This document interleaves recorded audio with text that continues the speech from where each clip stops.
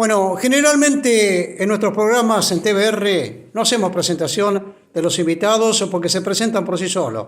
Son caracterizados invitados que tenemos en nuestro programa. Pero en esta oportunidad, excepcionalmente, quiero hablar de un tema que ocurrió en los últimos días. La muerte de Fabián Gutiérrez en el sur del país, quien fuera por algunos años, inicialmente, cuando se destacaba como senador nacional Cristina Fernández de Kirchner, su secretario privado. Murió incruentamente, lo mataron, pensando probablemente, según trasciende, que tenía mucha plata. Y sí, efectivamente tenía mucha plata y estaba en uno de los juicios de los cuadernos, ¿sí? Los famosos cuadernos que se llevan en Comodoro Pi, ¿sí?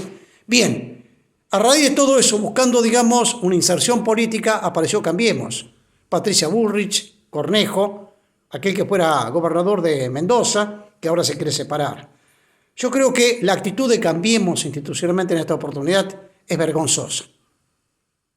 Realmente miserable, golpista casi, tratando de buscar toda la basura, y esto rompe todo tipo de código y manifestación política en la República Argentina. A eso me quería referir.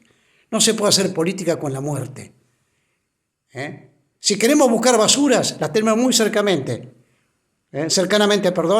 en nuestro departamento, acá en el departamento de San Lorenzo, en todo el cordón industrial. 18.000 millones de pesos que se llevó Vicentín, uno de los grandes aportantes a la campaña de Macri. 18.000 millones de pesos, más la estafa a los productores agropecuarios que entregaron su riqueza, sus productos, sus cosechas y todavía no han cobrado. Y están buscando siempre todo lo que significa basura política para tirarla institucionalmente en el país. Esto es Macri, esto es Bullrich, esto es Cornejo, esto es Cambiemos. Pero el país transita por otros lados. Lamentablemente, no hay mucha manifestación y explicación de lo que ocurre en el gobierno nacional. Hacen falta muchos voceros de las medidas tan importantes que tomó el gobierno nacional, y en esto no significa hacer albertismo ni nada por el estilo, para preservar la vida, para mantener la producción, al menos lo poco que hay hoy en el país. Y también ocurre lo mismo en la provincia. Hacen falta muchos voceros para explicar todo lo que ha llegado a la provincia de Santa Fe, en ayuda a los más necesitados, a las pymes, a las industrias, que más de una están produciendo en la provincia de Santa Fe. Bueno, en este programa que para nosotros es muy, pero muy especial, va a estar en esta ocasión Oscar Cacho Zarza, que fue un perseguido político dirigente gremial de Reconquista, de Avellaneda, allá en la década de 70, y fue detenido por la dictadura genocida militar en el año 76. Y le hicieron el arresto en las mismas oficinas de Vicentín. Él lo denuncia públicamente y paralelamente Carlos del Frade le ha metido en los últimos días, el diputado provincial, una denuncia por delitos de lesa humanidad a esta empresa que se ha vaciado prácticamente en una verdadera estafa denominada el robo del siglo al Banco de la Nación Argentina. Va a estar la doctora Claudia Tomadoni, que vive en Alemania y nos muestra una mirada de lo que significa un país desarrollado, Alemania. Y también nos muestra o nos da una opinión respecto de cómo ve a la República Argentina, a su país, a nuestro país.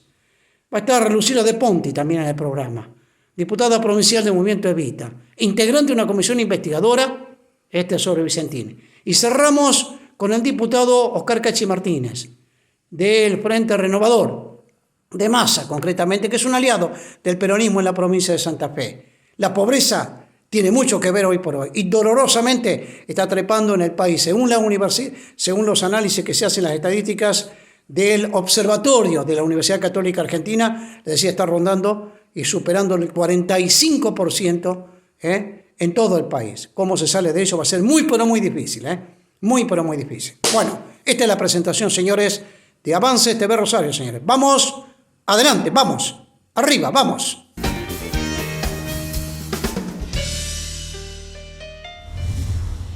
Él es Alberto Padoan. Ellos son Sergio y Gustavo Nardelli, el que rompió la cuarentena para andar en yate. Son los dueños de Vicentín. Ellos tenían una empresa que producía y exportaba granos. Tenían mucho dinero. ¿Cómo lo hicieron? Seguro que con su esfuerzo personal y mucho trabajo. No. Vicentín hacía los aceites y harinas que la gente compraba en supermercados, pero les ponía el precio que quería para ganar más, no el que correspondía. También presionaba para que el dólar suba para exportar el aceite y ganar aún más. No vendo nada hasta que no suban el dólar. Vicentín tenía buenos amigos en el gobierno. En 2015 ocupaba el puesto 19 de las empresas de mayor facturación. En 2018 llegó al sexto. Dentro del grupo de las cerealeras, pasó del cuarto al primer lugar en el mismo lapso. Ese año vendió productos por 118.000 millones de pesos, pero las deudas también crecieron y no las pagó. Vicentín creó sucursales de su empresa en Uruguay, Paraguay, Brasil, Panamá y las Islas Vírgenes Británicas. Estas empresas eran usadas para triangular su exportación, pagar menos impuestos y fugar dinero. Entonces, ganó mucha plata, se endeudó, no pagó y en paralelo siguió comprando dólares libremente, fugando, aumentando precios. Igual no devolvió la plata del préstamo. No tenía para pagar el fiado, pero se la dio a Cambiemos, siendo su principal aportante en la campaña electoral. En noviembre de 2019, antes que sus amigos se vayan del gobierno, el Banco Nación volvió a prestarle 86,6 millones de dólares y en paralelo le vendió parte de su empresa a unos suizos por otros muchos millones más. ¿Cómo termina la historia de Vicentín? Una semana después se declaró en estrés financiero. Toda la plata que le prestaron no se sabe. ¿Los dueños de Vicentín son empresarios que le hicieron trabajando? No. Algunos empresarios solo quieren ganar dinero, sin importar el costo. El Estado es el único que puede controlar que eso no pase. Ahora, ya sabes por qué no quieren que intervenga en la empresa. Vamos a hablar con Oscar Cacho, un hombre que laboró en Vicentín, pero que además que sufrió consecuencias muy, pero muy pesadas en contra de su vida, físicamente hablando, ¿sí? Cuando estuvo preso, estuvo detenido. A ver, Oscar, ¿qué año ocurría todo esto en Vicentín cuando trabajabas oportunamente y estuviste detenido en la época de la dictadura militar, de la genocida dictadura militar? Y yo entré en Vicentín en el año 1970. Estuve trabajando un año y después me voy al servicio militar. Y en la vuelta, vuelvo a la fábrica, por supuesto, y bueno, y ahí empezamos a ver, ¿viste? Que había habido recientemente en esa fecha paritaria, pero no había nada, no cambiaba nada el panorama ni económico, ni social, ni nada de los trabajadores. Vicentín en ese momento estaba en la primera gran expansión, con el algodón y con el girasol, todavía no había soja, con el maní y con el lino, una expansión tremenda. De pasar a trabajar 20.000 toneladas de algodón, fueron a trabajar 100.000 toneladas de algodón en un año. De trabajar 15.000 toneladas de girasol, que era uno de los productos de en aquel momento, a 50, 60.000 toneladas. Y ni hablemos del lino y maní, que abarcaban todo. Y ya en ese momento se empezaba a empezar a la soja. Entonces toda una expansión, que de tener más o menos unos 400, 500 obreros, se pasó a tener 1.300, 1.400 obreros efectivos. Encima tenía changarines y tenía trabajadores temporarios en la desmontadora de algodón, que trabajaban en la época del algodón, 3, 4, 5 meses según lo que duraba el algodón, y después quedaban cesantes hasta al año siguiente. Entonces, la expansión de ellos era grandísima. Pero en las paritarias que firmaban toda hija de puta no teníamos nada. Entonces empezamos a reclamar eso. Y justo hacia el año 73 correspondía hacer elecciones en el sindicato. Por ley en aquel entonces se hacía cada 2 años. Y bueno, se hacía cada 2 años, pero se hacían ellos, porque nunca convocaban a nada. Y esta vez nos movilizamos y tuvieron que convocar la elección. Y ellos pensaban que porque teníamos el secretario general del sindicato, era Obando Gallo, y esa persona había sido elegido senador provincial por el justicialismo, por el Frente Justicialista de Liberación del departamento de Venado Ligado, donde estábamos nosotros. Y ellos pensaban que iba a ser fácil la elección para ellos. Pero nosotros movimos, formamos grupos de tareas, como decían los milicos, y no grupos de trabajo, con distintos compañeros de distintos puestos de fábrica, conectándonos con todos los mismos puestos de fábrica de otras fábricas, con los mismos compañeros desmontadores. Acá hay muchas desmontadoras, había por lo menos en aquel entonces, hoy hay una o dos, pero en aquel entonces había, por ejemplo, en Reconquista había como 5, en Reconquista de Avellaneda había como 5, pero aparte había que pertenecían también a la influencia del sindicato, cooperativa como es, desmontadora en Villocampo, Bueno, en Nato y Florencia. bueno, escuchame una cosita, Oscar, ¿y qué año a vos y qué responsabilidad cupo a los ejecutivos, a los que ordenaban y mandaban en Vicentín en aquella oportunidad? Bueno, yo creo que hay una extraordinaria conjugación entre la Federación Aceitera y Vicentín. Nosotros nunca en el momento nos fuimos a plantear a Vicentín cosas. Nosotros fuimos a plantear las elecciones del sindicato. ¿Por qué? Porque cuando ellos vieron fea la mano, ¿sabes lo que hicieron? Intervinieron en el sindicato de la Federación Aceitera, con interventores del Ministerio de Trabajo y gente aceitera de otros lugares. Intervinieron. Pero a su vez nombraron delegados, asesores, ayudantes, a todos los que estaban antes, sean delegados, sean de la comisión directiva. Y por supuesto, el secretario general era el senador provincial y el que ordenaba todo, ordenaba todas estas cosas. Hombre de Vicentín. Hombre de Vicentín. ¿Cómo? Hombre de Vicentín. El secretario general y senador por aquel entonces era un hombre de Vicentín. No, claro, era el secretario general del sindicato, pero siempre fueron hombres de Vicentín. En cualquier momento, en cualquier lugar que se quería, o en cualquier época en que se quería armar una lista opositora, aunque sea de un simple delegado de sesión en el taller, si no, no ganaba, si se lo ponía al pollo de ellos, ya había problemas, acoso de Vicentín, así de eso tenía con jugado toda una serie de cosas. Y ahí es lo que empezó a rebosar el vaso es cuando se hizo en el 72, se hizo la paritaria. Hubo una paritaria acá ¿cómo es? En Entre Ríos, perdón, en Santiago del Estero, en la banda. Y en esa paritaria se resolvió de contar de los aumentos que se concedían 20 días. ¿Para qué se quería el aumento de los 20 días?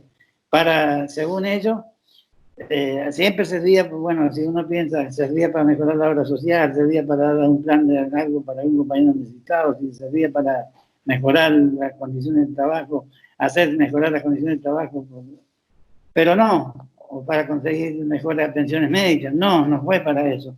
Esa plata se fue, en 20 días de aumento, iba para que Rosales y compañía viajaran a buscar a Perón.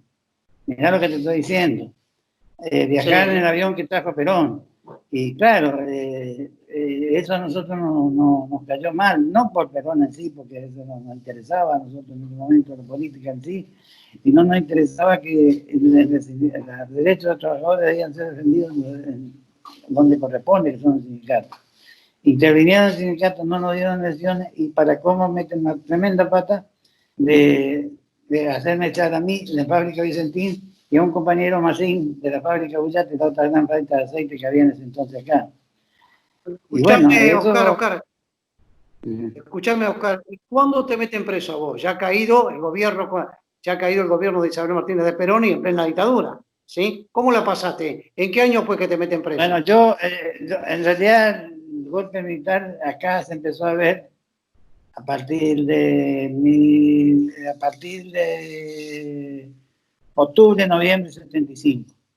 Ahí, a partir de ese momento, se empezó ya los operativos militares donde fueron buscando gente. Y a partir de enero, ya los operativos fueron cada vez más. Yo caigo preso con otro compañero de Vicentín en el 30 de enero, por primera vez. Pero a mí me largan, después de unos días, un tiempito, antes del golpe me largan. Vuelvo a trabajar a Vicentín y después sí, me detiene ya, que ya había durado un tiempo, 2 de noviembre, del 76. Justo el Día de los Muertos, 2 de noviembre. Era ese día. Escuchame, Oscar, ¿y qué responsabilidad tuvieron desde Vicentín? Te marcaron, por supuesto. Un subversivo. Marcaron, prestaban las oficinas para que le abren el acta de detención. Todo fue conjugado de esa manera. Y apenas nosotros nos detuvieron y después en noviembre ya nos fuimos, el compañero Gal, el otro compañero que había detenido, que era el compañero Gal, Albino Gal, él ya, no era Aníbal Gal, Albino el hermano, Aníbal Gal queda detenido a partir del 30 de enero a disposición del Poder Ejecutivo.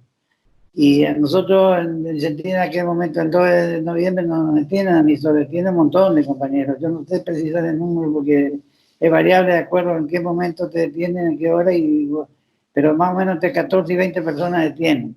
De esos 14, 20 personas, 6 quedamos definitivamente, quedamos presos en la Guardia de Infantería de Santa Fe, hasta que nos llevan a Colombia el 5 de enero.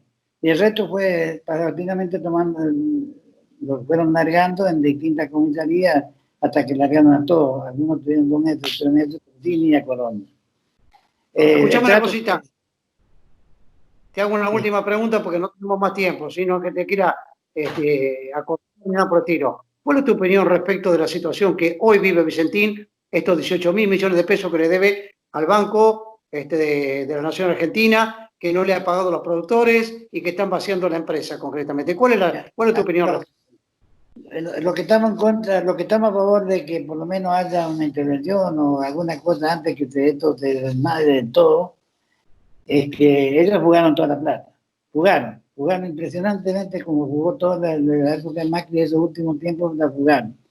Porque la mayor parte de deuda, o por lo menos gran porcentaje de deuda, toman después la pérdida de elecciones de la PASO de Macri. Ahí ya tenían los créditos, pero a su vez lo estaban dando. Lo seguían dando créditos.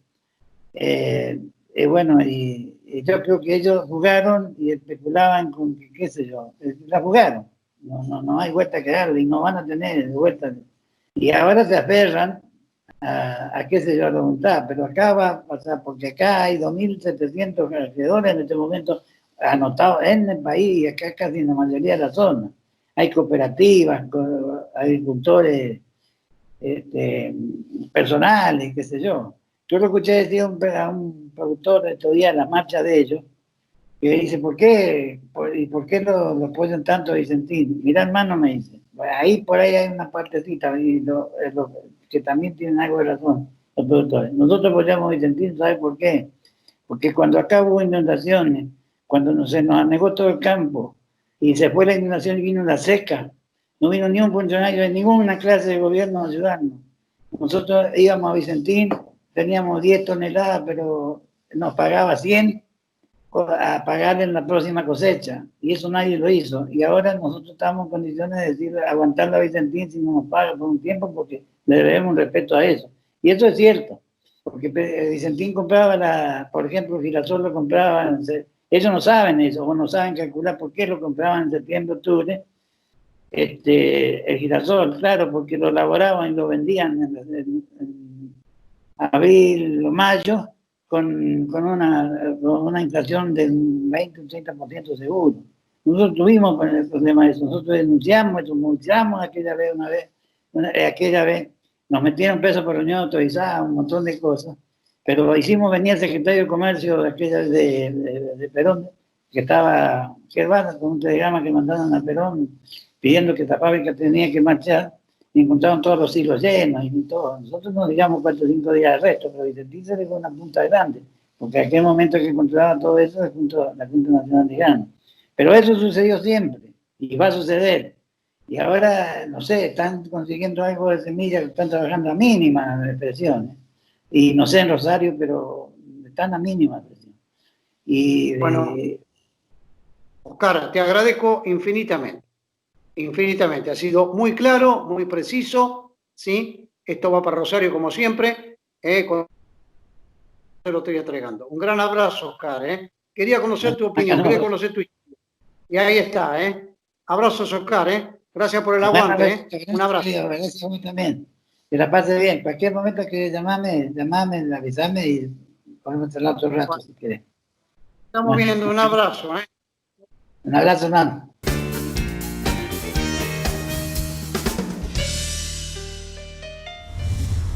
Volvemos a tomar contacto nuevamente con la profesora, con la doctora en geografía, Claudia Tomadoni, que vive en Alemania y tiene una rica experiencia, sabe lo que ha ocurrido últimamente con las consecuencias inmediatas del COVID-19. Es la segunda vez que tomo contacto con ella.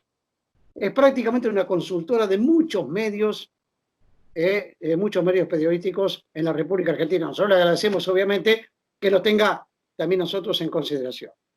Claudia, ¿cómo te va? Buen día, buenas tardes, buenas noches. Siempre decimos, yo te veo de veranito, así que estamos en el enero europeo, enero nuestro, por supuesto. ¿Cómo te va, Claudia? ¿Qué tal? Bien, hola Alberto, ¿qué tal? Un gusto de estar en contacto con ustedes nuevamente, es un placer. Sí, nuestro programa sale por Rosario, concretamente te lo hemos aclarado, todos los viernes, hablamos siempre en términos temporales. Bien, ¿están de vacaciones ustedes en la Universidad de Jena? Todavía no, se ha alargado un poco el periodo de clases debido al comienzo tardío online que tuvo la universidad, entonces vamos a llegar con clases y actividades hasta más o menos cerca del 20 de julio. Pero para que vos te des una idea y tu público también se dé una idea, julio y agosto son como el enero-febrero de Argentina, digamos, es mes total de vacaciones. Bueno, y acotadas, por supuesto, me imagino este año, porque más de un país ha abierto sus puertas. En el caso de España, veíamos en las últimas horas que lo abre, pero no hay. Tengo amigos que se han ido a vivir hace muchísimos años, que viven en Madrid. Me dicen, no vendemos absolutamente nada hoy por hoy. No hay visitantes, no hay nada. Siempre la voracidad, digamos, del turista es comprar algo en el exterior, etcétera, etcétera. Claudia, en los últimos días, una información que repercute a nivel universal y que llega acá a la República Argentina es que parte de Lufthansa ha sido comprada, ha sido adquirida. Vos me sabrás definir los términos, en este caso, por el gobierno, por el Estado alemán. A ver, comentame cómo es eso. Bueno, mira, como ya te había comentado la vez anterior, Alemania está en recesión y tiene toda una problemática económica muy fuerte, al punto, para que vos te des una idea, los últimos datos de abril señalan que las exportaciones en Alemania cayeron un 31,1%. Es la mayor caída después de 1950. En ese marco, en ese contexto de retraimiento, la línea Lufthansa, que bueno, tuvo que salir el gobierno alemán a rescatarla. Hubo un proceso de negociación bastante largo porque el gobierno alemán adquirió el 25% del paquete accionario. Eso ha sido muy fuerte, hubo accionistas que no estaban a favor, pero bueno, finalmente luego de arduas negociaciones, el gobierno alemán se hizo con el paquete accionario, participa del directorio, tiene lo que se llama la bolilla de veto, es decir, que no se pueden tomar decisiones sin que el gobierno participe en ellas. Los sindicatos se tuvieron que ajustar también para ver qué aportaban la parte de los trabajadores y bueno, es así como queda demostrado una vez más que el Estado es el que está salvando en este momento de crisis profunda a la economía. Para tu información, además de Lufthansa, también ha sido nacionalizada la empresa farmacéutica que está trabajando en la formulación de la vacuna contra el COVID, porque el Estado considera que es una cuestión estratégica y que también tiene que estar en manos del Estado. Bueno, Argentina año verde para nosotros, pero no importa. Algún día vamos a soñar con eso. Claudia, y las consecuencias inmediatas en lo que refiere a la salud, estamos hablando de la economía, la política, lo social, en Alemania y en los otros países, porque es una comunidad, es un solo Estado. Claro, claro. Digamos como que esta crisis impacta muy fuerte a nivel social, a nivel económico. Vos recién iniciabas tu charla hablando del tema de que estamos en vacaciones. Para que vos te des una idea, una encuesta que se hizo hacia finales del mes de mayo planteaba la pregunta, bueno, ¿cuántas personas se van a ir de vacaciones? Porque estaban todos los aeropuertos cerrados, había posibilidades de apertura, sí, no. Para que vos te des una idea, el 50% de los alemanes se va a quedar en su casa. se va a quedar en su casa. El 31% va a hacer vacaciones dentro de Alemania y solo un 19% se plantea ir a otros lugares de Europa. Los lugares favoritos en donde los alemanes anualmente hacen vacaciones son España, Italia, Grecia, Turquía, fuera de la Unión, y Austria. Todos estos países todos los años se preparan para recibir el turismo en masa alemán y este año, con los números que yo te acabo de dar, eso no se va a producir. Es decir, que hay un proceso muy fuerte de retracción económica en una actividad que ha sido en las últimas décadas muy importante para los distintos países. Entonces, esto es un tema a tenerlo muy en cuenta desde el lado económico. Ahora, desde el lado social, personal, déjame decirte, Alberto, que hay todo un proceso de mucha incertidumbre, de mucha cautela, de mucha prudencia, porque siempre está latente el miedo al rebrote. Y no es solo un miedo, sino que se ha hecho realidad. Hoy por hoy se piensa qué va a pasar ya en el otoño, cuando comiencen a bajar las temperaturas, porque así se piensa y se espera una segunda oleada. También comentarte que ha habido 2 lugares en donde se han producido rebrotes dentro de Alemania. Alemania paulatinamente comenzó a abrir cosas y todavía sigue abriendo cosas. El proceso es muy, muy lento de apertura. Pero hay 2 casos que son emblemáticos y que yo te los quisiera comentar, Alberto. Uno es en la ciudad de Göttingen, muy próximo de donde yo vivo, en donde todo un edificio quedó cerrado porque se produjo un brote allí y bueno, todo el mundo quedó cerrado en ese lugar. Aislado, exactamente, aislado con todas las prevenciones, la cuarentena. Eso fue hace aproximadamente un mes, poco más. Y el otro caso es en Westfalia del Norte, en la ciudad de Gütersloh, que es una ciudad que tiene una industria cárnica muy importante y allí en una fábrica de procesamiento de carne se produjeron 1.500 contagios. Quedó aislada toda la comuna de este municipio. Y bueno, y allí surgieron un montón de preguntas y situaciones, porque esto creo que lo tenemos que pensar hacia futuro también. Porque si vos te pones a ver, Alberto, las últimas crisis de este tipo, la gripe aviar, la gripe porcina, ahora el COVID, todo esto tiene que ver con el tratamiento que se le da a los animales, ¿no? A la producción masiva de carne y este, digamos, mal manejo que se hace de los recursos.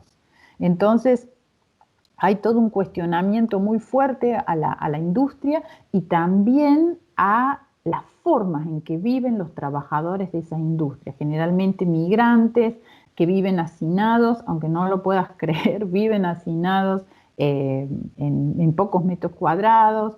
Entonces, hay condiciones de vida que no son las óptimas. Y todo eso también está llamando la atención aquí mucho. Sí, tus palabras me traen recuerdo de los McCracken, ¿sí? Los McCracken fueron los primeros periodistas e investigadores de Estados Unidos. Hay un famoso libro que se llama La Jungla, ¿sí? Que produjo un impacto muy, pero muy grande en aquella oportunidad en Estados Unidos a principios del siglo pasado, ¿sí? Donde un periodista hizo una investigación muy, pero muy profunda en Chicago, Estados Unidos, respecto a lo que vos me estás contando, ¿sí? Cómo vivían los trabajadores y cómo se producía, digamos, la carne en aquella oportunidad, de grandes frigoríficos, ¿eh? Y él fue a buscar la carne y se encontró con esos periodistas, con esos trabajadores que vivían horrible. Decimos, cambiando de tema o no cambiando de tema, tu mirada de Europa, ¿sí? Tu mirada respecto de la República Argentina, de la región concretamente. No voy a hablar de cuestiones negativas, pero la grieta se profundiza, etcétera, etcétera. Yo sé que no me interesa hablar de actitudes miserables, concretamente, que al fin y al cabo no ayudan y no llevan ningún tiempo de solución. ¿Cuál es tu mirada respecto de lo que está aconteciendo en la República Argentina, las consecuencias inmediatas que vamos a tener, que no van a ser pocas sobre la pandemia, cómo se sale todo esto? ¿Cuál es la mirada política, social y productiva tuya desde Europa? Bueno, mira, un poco la mirada me gustaría responderte desde lo que todos me preguntan. Cuando vos te reunís con alguien, te dice, ¿y cómo está la situación en tu país? Lo que yo leo de Brasil es tremendo. Entonces, los alemanes están muy, digamos, impactados por lo que está pasando en Brasil, por lo que está pasando en Chile, por lo que está pasando en Perú, que son, son países que han hecho un muy mal manejo de la pandemia. Entonces, hasta el momento yo me he mostrado muy orgullosa por la situación, cómo se ha ido manejando en Argentina, con una cuarentena, que es la única cura que se conoce hasta el momento de esta enfermedad, y diciéndoles, bueno, la cantidad de muertos habla por sí sola. Entonces, creo que Argentina tiene que estar muy paciente, muy orgullosa, porque es un logro de toda la sociedad. Quedarse encerrado no es lo más sencillo, sobre todo cuando hay gente que pierde trabajo, pero también decirle a la gente que es una situación que se está dando en todo el mundo. En todo el mundo hay pérdida de trabajo, hay decrecimiento económico. Esta es la mayor crisis económica de la que se tenga memoria. Superó largamente a la crisis de los años 30.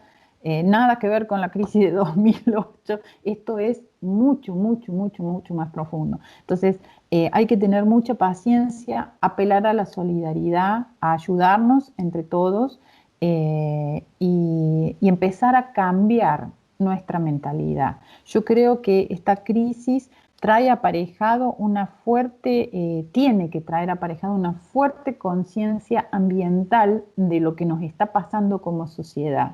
Porque por un lado hay una crisis sanitaria que es la que produce esta pandemia y que tiene como solución la cuarentena. Ahora, de aquí al futuro, Alberto, creo que hay que empezar a pensar en soluciones de largo plazo, porque esta no es ni la primera ni va a ser la última pandemia. Entonces, para la próxima vez que esto pase, nos tiene que encontrar mejor parados.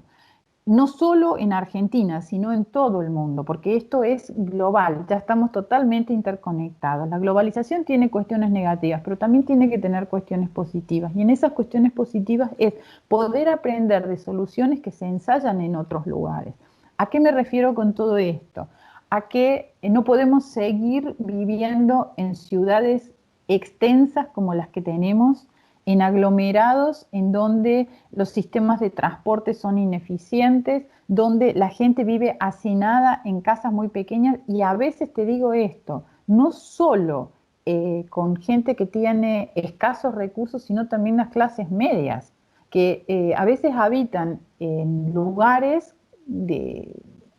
que no son adecuados, ¿no? Entonces, tenemos que repensarnos socialmente en cómo vamos a habitar, cómo nos vamos a apropiar del espacio, cuáles son los sentidos del espacio público, y todo eso prepararlo, ¿no? Bueno, yo tengo ahora sí la última pregunta cortita, ¿sí? Dale, te Eh, escucho. si vos, idealmente, si te piden, digamos, un asesoramiento, digamos, una sugerencia, y te dicen, ¿vos le salís a responder a toda esa catarata de lastre que todos los días ocurre en el país? ¿O hablas de las cuestiones positivas, como estamos hablando en este caso? Yo creo realmente que hay que ser gobierno y oposición responsable. Eso es el juego democrático. Entonces, si estamos jugando el juego de la democracia, tanto como gobierno como con oposición, tenemos que ir con propuestas, ir hacia adelante, pensando diferente, porque por eso hay diferentes partidos políticos. Pero creo que hay que pensar con propuestas, con propuestas. Y marcar una agenda que tenga que ver con el bienestar de la gente, no generando malestar en la gente, porque ya bastante malestar hay por toda la situación sanitaria. Entonces, si queremos ser una sociedad más justa, una sociedad más solidaria, vivir mejor, tenemos que pensar positivamente y hacer propuestas, ir hacia adelante, dejar un poco de lado los intereses sectoriales, los intereses, ¿qué te diré?, egoístas. Yo sé que puede resultar a veces utópico lo que te estoy diciendo, pero creo que no hay otra alternativa, no hay otra alternativa. Si no, lo único que vamos a conseguir es más miseria. Y una fractura institucional de la Gran Siete que no queremos ninguno. Que no están, que no están dadas las condiciones, ¿viste? Te estoy hablando seriamente para cerrar de un golpe de Estado en la República Argentina, pero Uy, hay golpes institucionales permanentes, ¿sí? Que te impongan un ministro de Economía, por ejemplo, que no tiene nada que ver con el pensamiento albertista. Ni vos ni yo estamos en hacer albertismo ni nada por el estilo. no, no, Alberto no. inteligente, ha llegado ese sitial por ser inteligente y capaz. Él sabrá defenderse Él ha concretamente. llegado por el voto de la urna, entonces lo tenemos que respetar. Así como se respetó el anterior presidente, aunque no se estuviese de acuerdo, hay que respetar a este presidente y hay que acompañarlo desde una posición seria, responsable, propositiva. El problema es cuando esa oposición no tiene esas ideas. Uno está acostumbrado aquí a ver en Alemania la diferencia de posicionamientos ideológicos dentro de los políticos, pero a la hora de definir el bienestar de la gente, del país, hay acuerdos mínimos que son indispensables, ¿no? Y creo que eso va a hacer a Argentina una sociedad mucho más madura. Ojalá que la oposición pueda ser realmente una oposición constructiva, porque la necesita. O sea, se necesita eso. Este es un momento de crisis, no solo nacional, sino mundial. Todo el mundo está en crisis. Te agradezco infinitamente, Claudia, ha sido muy amable como siempre. Gracias, gracias. Un gusto para cuando ustedes quieran. Un abrazo, que estén muy bien.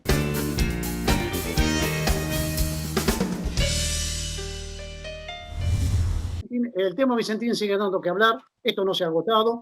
Más allá, si se quiere hablar de un pequeño paréntesis al respecto de las decisiones que está tomando el juez Lorenzini, el que entiende la quiebra, digamos, en el proceso de concurso de acreedores, que pareciera que más bien es un abogado de la empresa, los Vicentín, que sea un abogado, digamos, si se supone imparcial en la justicia. Vamos a hablar en este caso con Lucila de Ponti, diputada provincial, Movimiento Evita, bloque del PJ, en la provincia de Santa Fe. Lucila, ¿cómo te va?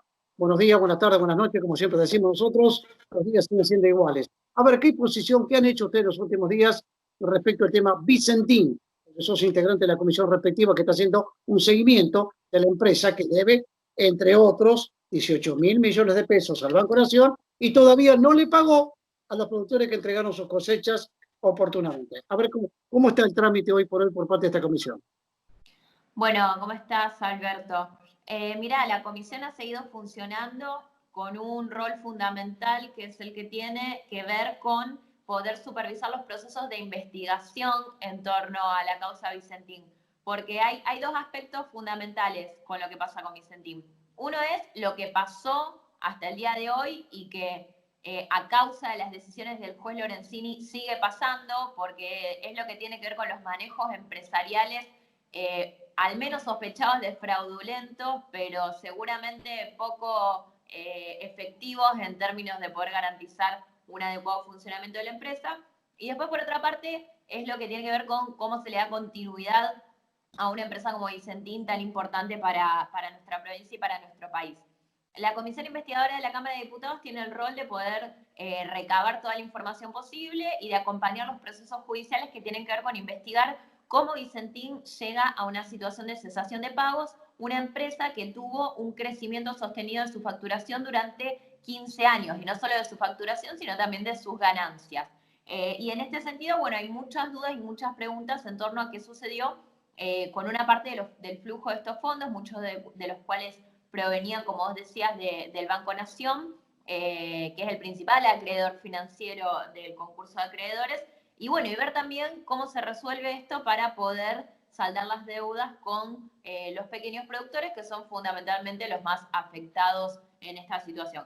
Lo que vemos hoy es que hay una situación de meseta o una traba que se está dando a causa de las últimas decisiones que ha tomado el juez Lorenzini, que contradiciendo la voluntad presidencial como la voluntad del gobernador de la provincia, ha intentado o ha decidido reponer en su lugar a los directivos de la empresa, que incluso fueron denunciados por la IGPJ de nuestra provincia de Santa Fe de haber intentado desprenderse de sus patrimonios personales para no tener que hacer frente con ellos al saldo de las deudas. E incluso también la Inspección General de Justicia de la provincia de Santa Fe dio mucha información acerca de las maniobras de triangulación que terminaron poniendo una gran parte de los activos de la empresa Vicentín a manos de empresas offshore, de empresas que no están en la jurisdicción de nuestro país, sino que fundamentalmente están en jurisdicción uruguaya o paraguaya.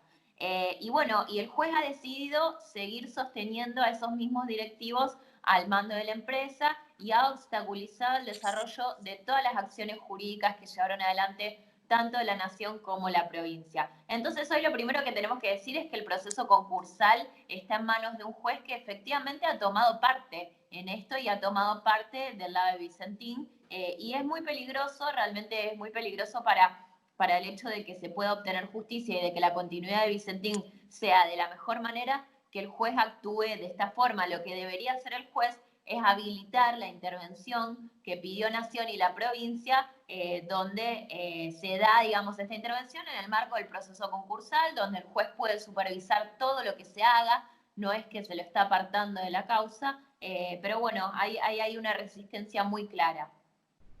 Bueno, hay otros temas que también importan, por supuesto, que han venido trabajando ustedes concretamente en la legislatura, que pareciera que están, por lo sensible, están hilados. Por un tema paridad, por un lado el tema paridad y por otro lado el tema cannabis. No tienen nada que ver, pero son temas pero muy sensibles. El tema paridad, la pandemia existe, pero no pensemos en una pandemia que es una enfermedad. Acá tenemos criminales de por medio en el tema paridad, ¿sí?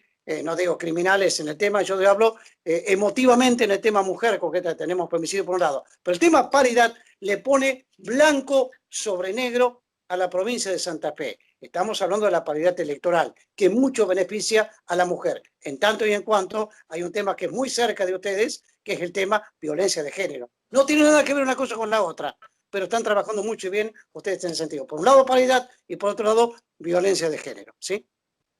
Sí, bueno, y sí, son temas obviamente que están relacionados porque si bien en lo concreto no tiene, digamos, el hecho de sancionar una ley de paridad no va a resolver los problemas de la violencia de género, sí poder tener una participación igualitaria de la mujer y que de esta manera se consagre y se respete los derechos básicos de las mujeres a la participación política, nos parece, digamos, que es una transformación social que va, digamos, derramando hacia otros aspectos de la sociedad, como por ejemplo lo que tiene que ver con todas las cuestiones culturales y de convivencia y de relaciones y vínculos que muchas veces terminan en situaciones de violencia. Estamos trabajando para que la ley de paridad pueda tener sanción en la legislatura, ya tuvo un buen paso por el Senado con esa media sanción, estamos viendo algunos aspectos muy concretos para poder determinar si vamos a realizar alguna modificación o si esta ley se va a votar tal cual como vino del Senado. De cualquier manera, es un proceso que estamos conversando entre los distintos sectores políticos,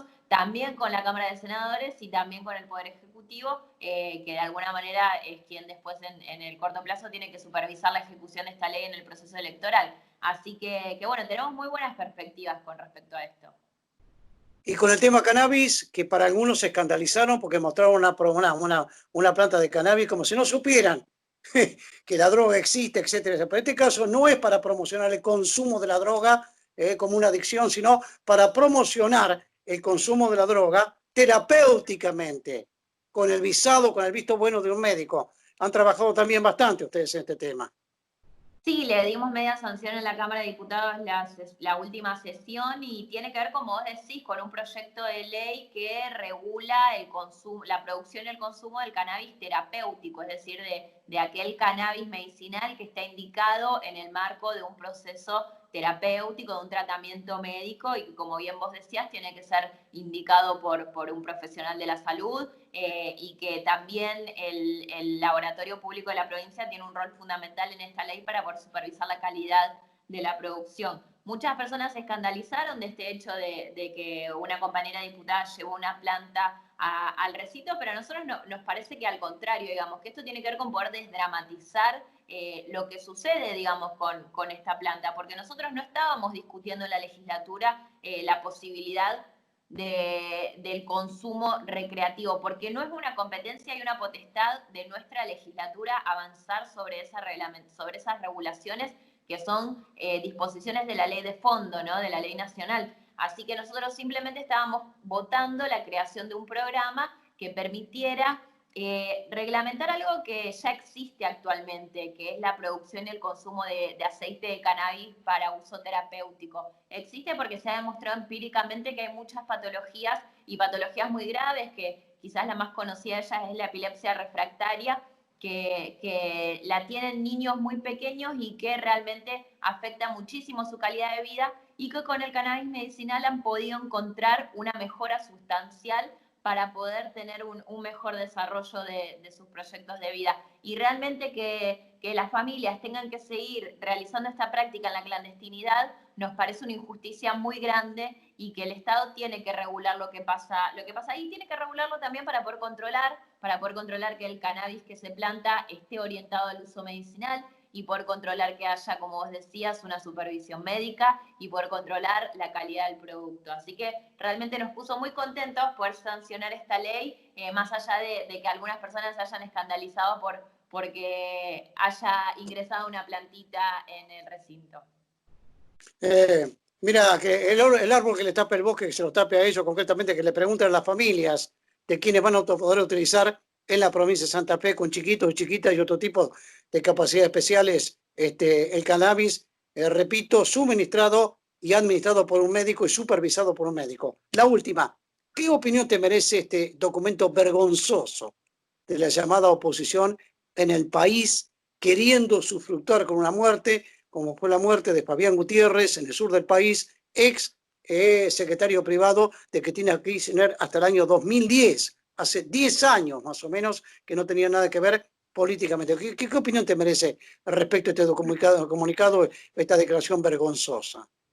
Bueno, vos lo dijiste, la declaración es vergonzoso el hecho de que intenten manipular la información de esa manera y vincular un crimen tan lamentable con una intencionalidad política, pero lo más lastimoso y lo que más nos daña como sociedad y como democracia es que tengamos una oposición que se pone en ese lugar, en el lugar de acusar a la vicepresidenta o a nuestro sector político de un crimen de estas características. Me parece que lo peor de todo es eso, es que no podamos tener una oposición que pueda asumir un lugar de responsabilidad desde el cual hacer declaraciones o posicionarse con respecto a determinados temas. Porque lo que tenemos, este es un crimen que la justicia determinará cuáles fueron sus motivaciones, cuáles fueron sus causas, y que hoy todavía no están del todo claras, pero hay indicios que hacen pensar que no tiene nada que ver con el trabajo que tuvo alguna vez Fabián Gutiérrez y con el juicio en el cual estuvo involucrado.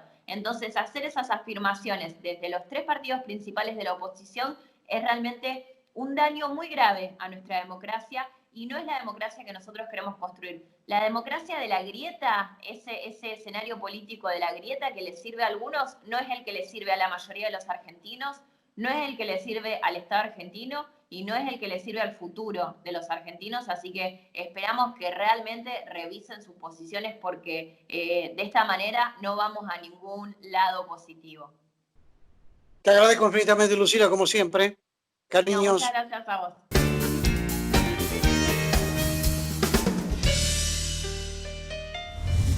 Vamos a hablar con el diputado provincial del Frente Renovador, Oscar Cachi Martínez, que siempre tiene cosas interesantes en materia parlamentaria, además de contactos a nivel local y a nivel nacional. Lo más importante que dentro de su bagaje parlamentario es recomponer algunos programas en la provincia social desde el punto de vista económico, ¿sí?, para los más vulnerables. Y a la par de todo esto, el famoso tema de la conectividad, del cual todos hablamos, ¿sí?, y tuvimos que repetir la grabación, habida cuenta de que no estamos muy bien esta mañana, la banda ancha. Como siempre decimos, muy buenos días, muy buenas tardes, muy buenas noches. Cachi, en los últimos días, una conexión muy importante con el padre Pepe Di Paola. ¿Qué deja este cura tan importante de diócesis donde labora oportunamente, o en este caso, en la capital federal? ¿Qué te dejó? ¿Qué te dejó? A ver, contame, digamos. ¿Qué te dejó el padre Pepe? Contémosle a la ciudadanía que el padre Pepe ha sido un colaborador estrecho del Papa Francisco cuando él era el cardenal Bergoglio, y bueno, y ha sido uno de los principales actores de la lucha de Francisco contra el hambre. Vos sabés que este líder mundial hoy, connacional, ha tenido una lucha durante toda su vida por construir justicia social y por terminar con este flagelo, él dice, este escándalo de la pobreza y la desnutrición. Y bueno, nosotros en ese marco lo hemos invitado al padre Pepe, detrás de este objetivo de poder en la provincia de Santa Fe contar con un programa alimentario, la tarjeta de ciudadanía, que pueda realmente ser útil para poder llegar a los sectores vulnerables de la provincia, con un beneficio que sea acorde con las necesidades, ¿no? Hoy la tarjeta de ciudadanía otorga 300 pesos, que obviamente no alcanza ni para comprar un kilo de carne, y en ese marco nosotros estamos planteando que, bueno, que las políticas sociales de carácter alimentario sean establecidos por ley, establezcan un sistema de actualización y esté acorde con los objetivos que se plantearon en su momento, ¿no? Nosotros estamos planteando que de 300 pesos vaya a 4.000, porque cuando se implementó en el año 2008, justamente estaba acorde con esos valores. Significaba los recursos necesarios para poder, bueno, justamente para poder comprar 40 kilos de pan, significaba los recursos de aproximadamente $34 y significan los recursos razonables para poder complementarse con la tarjeta alimentar. Bueno, en ese contexto nosotros es que hicimos esta teleconferencia donde participaron más de 200 referentes sociales de toda la provincia, y esto va en el sentido de que la provincia avance en materia social en un contexto clave. Nosotros rescatamos la tarea que viene desarrollando el Ministerio de Desarrollo Social a cargo del ministro Capitán, con la entrega de bolsones a través de municipios, a través de la Iglesia Católica, a través de las demás iglesias cristianas, a través de los movimientos sociales, vecinales y entidades. Pero me parece que es el momento de dar un paso hacia adelante, establecer políticas sociales de carácter universal que lleguen a los beneficiarios sin intermediaciones. No solamente por el tema de la transparencia o de la dignidad que le otorga al beneficiario de poder comprar los alimentos que necesite y no que sea el Estado provincial el que los defina, sino también por la enorme posibilidad de poder mover la rueda de las economías populares en los distintos barrios, con ese negocio de cercanía, con esa pyme o micropyme, que a partir de estas políticas sociales donde se transfieren directamente los recursos al beneficiario puede generar, ¿no es cierto? Santa Fe la verdad que está en una situación como provincia muy grave. A diciembre del año pasado Rosario tenía 460.000 pobres y Santa Fe ciudad 182.000 pobres. Esto era producto, bueno, de lo que fue la gestión de Macri, y esta situación se ha ido agravando. El día de hoy justamente el Observatorio Social de la Universidad Católica Argentina ya ha manifestado que durante la pandemia, a indicadores de finales de abril, bueno, los índices de pobreza ya rondan el 45%. 6 de cada 10 chicos están en situación de pobreza. Por eso la provincia, que generalmente tenía un presupuesto muy bajo en materia social, 1.45 del total de sus recursos, tiene que fortalecer justamente el área social y obviamente hacer un esfuerzo desde el punto de vista económico para poder atender esta situación extraordinaria, ¿no? Y eso es lo que estamos planteando justamente una política que creemos que debe ser por ley, porque una política de Estado justamente no tiene que depender ni de la sensibilidad social ni de la generosidad de un funcionario o un gobierno de turno. Tiene que estar establecido para llevar adelante una lucha de todos los sectores como dice el Papa Francisco, para terminar con el hambre, sobre todo en una provincia que produce alimentos para más de 70 millones de personas, con lo cual pareciera ser irracional que no podamos lograr que una familia pueda tener un pedazo de pan en su mesa. Ahora, el padre Pepe Di Paola trabaja con 3 Cs y vos le querés agregar una C más. A ver, explícame qué son las 3 C, Cachi. Bueno, el Papa dice que hay que trabajar con clubes, con colegios y con capillas.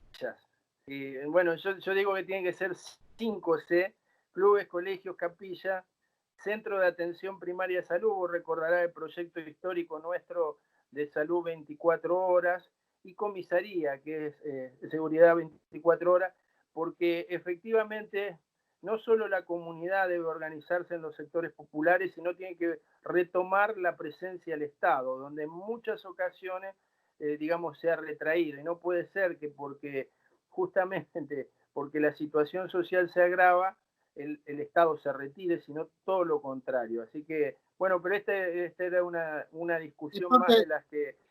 Sí. Es parte de la idea que vos vas a estar volcando en esta iniciativa en la legislatura.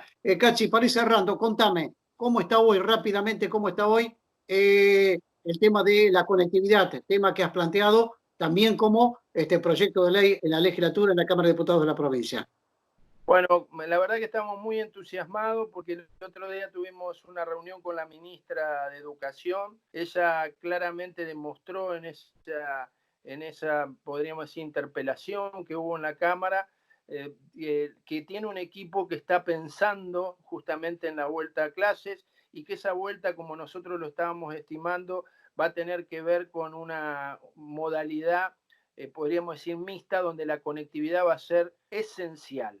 Y en ese marco, reunidos con el ministro Walter Agosto, hemos podido corroborar que también el gobierno va en el sentido de lo que hemos planteado y piensa, bueno, justamente dedicar 100 millones de dólares de la CAF, la Confederación Andina de Fomento, para fortalecer el vínculo de conectividad entre los alumnos y el sistema educativo. La verdad que vamos a apoyar enormemente a la ministra para que esos recursos vayan específicamente destinados a la educación.